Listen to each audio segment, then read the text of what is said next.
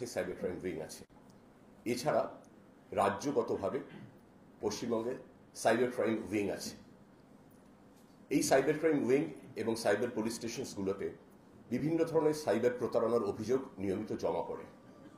কিন্তু গত 1 মাস ধরে আমরা লক্ষ্য করছিলাম রাজ্যের একটি নির্দিষ্ট ভৌগোলিক অঞ্চল থেকে, নির্দিষ্ট করে বলতে গেলে পশ্চিমাঞ্চলের যে জেলাগুলি থেকে, মূলত বীরভূম, আসানসোল দুর্গাপুর কমিশনারেট, চন্দননগর, পূর্ব বর্ধমান পুলিশ জেলা এবং কিছুটা হুগলি জেলার অংশ থেকে খুব ব্যাপক হারে বিভিন্ন ধরনের সাইবার প্রতারণার অভিযোগ আসছিল, যেগুলো জমা পড়ছিল সাইবার থানায়, সংশ্লিষ্ট জেলাগুলির এবং সাইবার ক্রাইম উইংয়ে। কি ধরনের প্রতারণা? মূলত ব্যাপক হারে ফিশিং। সাইবার প্রতারণায় ফিশিং কাকে বলা হয় আমরা সবাই জানি। কোনো বিখ্যাত সংস্থা বা কোম্পানির নাম করে আপনাকে যখন কোনো ভুয়ো SMS, হোয়াটসঅ্যাপ বা টেক্সট মেসেজ পাঠিয়ে আপনার ব্যক্তিগত তথ্য, গোপন তথ্য, যেমন আপনার পাসপোর্ট, ক্রেডিট কার্ড নাম্বার অসাধুভাবে হাতিয়ে নেওয়া এবং তারপর আপনাকে প্রতারণা করা, তাকে আমরা ফিশিং বলি সাইবার প্রতারণার জগতে। ডিজিটাল অ্যারেস্টের খুব ঘন ঘন অভিযোগ আসছিল। ফেক জব স্ক্যামস, ভুয়ো চাকরির ফাঁদ পেতে প্রতারণা, লোক ঠকানো। ফেক ইনভেস্টমেন্ট স্কিমস, ভুয়ো বিনিয়োগের ফাঁদ পেতে সাধারণ মানুষের কষ্টের টাকা আত্মসাৎ করা, সেই অভিযোগ আসছিল। ফেক গ্যাস কানেকশন দেওয়ার নাম করে, তার সাবসিডি দেওয়ার নাম করে সেটা থেকে প্রতারণার অভিযোগ আসছিল। সেক্সটর্শনের অভিযোগ আসছিল।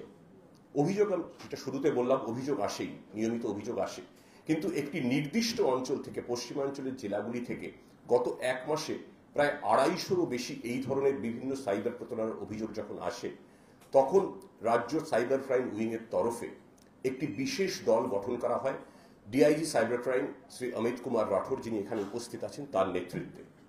এবং এই অপারেশনটির ব্যাপকতা সম্পর্কে আমরা এতটাই উদ্বিগ্ন ছিলাম যে এই অপারেশনটির নাম দেওয়া হয় অপারেশন সাইবার শক্তি।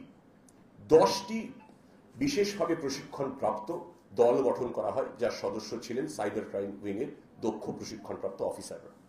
গত 1 মাস ধরে তারা পশ্চিমাঞ্চলের এই জেলাগুলিতে, যেগুলির নাম আগে বলেছি, Birbhum, Asansol Durgapur commissionerate, Chandannagar police commissionerate, পূর্ব বর্ধমান এবং হুগলি, তারা সেখানে 1 মাস ধরে ঘাঁটি গেড়ে বসেছিলেন। গত 15 দিন আগে, আজ থেকে 15 দিন আগে আমরা প্রথম সাফল্য পাই।